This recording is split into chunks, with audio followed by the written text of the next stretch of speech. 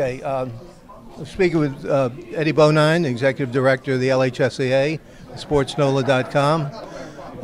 Mr. Bonine, you've traveled to different parts of the state. How have you found the moods differ from one area to the other?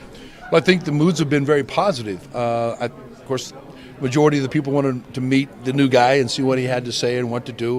But overall, philosophically, across the cities that we've been in, this being the sixth one now, everybody's been very positive.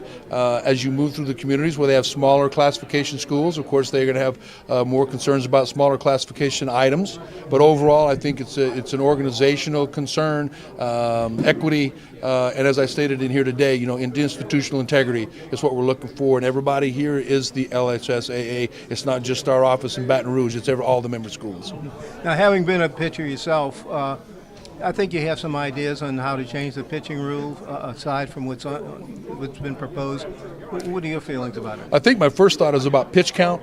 And a lot of people that in the game started nodding their head because you put an inning or an out rule in. A pitcher could be very dominating and get out of an inning in 7 pitches or 8 pitches or God forbid 3 pitches. Okay, but so the pitch, it's about total number of pitches.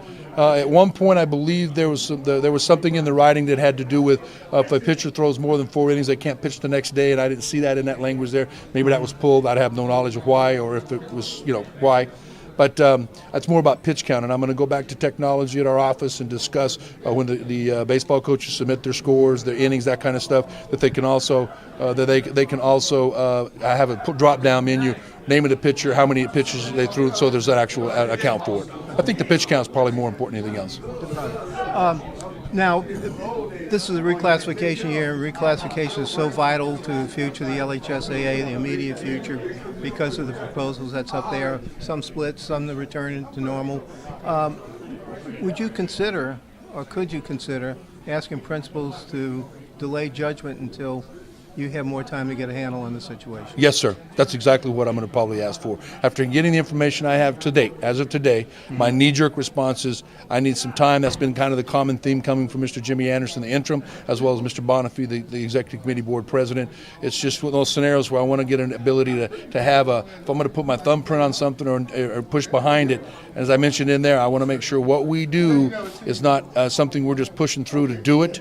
Over results, and then we come back and have to review it again. I want to make sure we go through the thought process, we get that done, and by doing so, we can move it forward as something we can live with for more than just a year. So it's possible that you may try to get them to take it off the table? I'm going to try. But I think the principals will have that say. I can voice my opinion, but I think the opinion has been loud and clear by many across to give me an opportunity to do that, and I'm hoping the principals will give me that opportunity. If not, I have a plan if we go the other direction and see what we can do. But I'm truly hope that they will give me the opportunity to get this thing lined up so I can bring a good proposal or proposals back, not only to the principals but through the executive committee to the membership.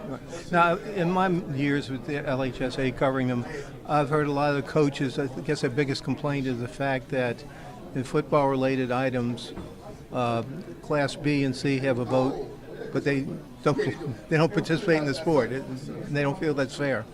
No dog in the fight, right? That's their argument, right?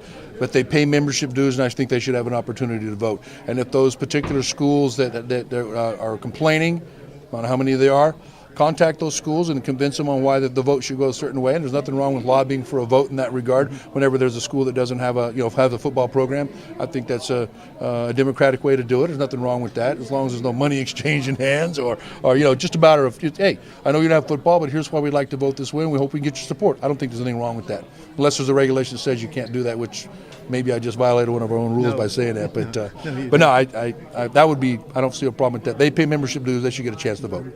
Thank you, Eddie Bonine, and welcome to the LHSAA. Thank you so much. I'm glad I'm here. Thank you so much. So are we. Thank you.